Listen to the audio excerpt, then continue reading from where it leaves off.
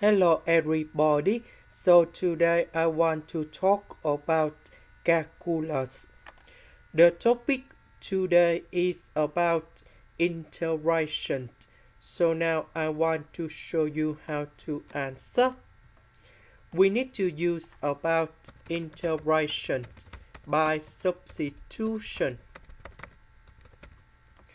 So I will put about u equals to 4 minus s squared.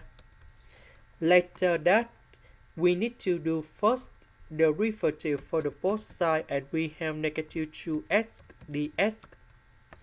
Because we don't have negative number 2, so we divide both sides by negative number 2. So this one we change by u. S ds we change by this one.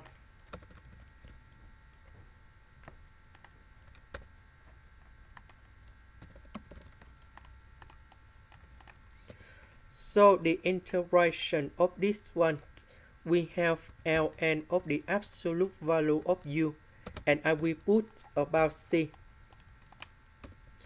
About u, that is about this one.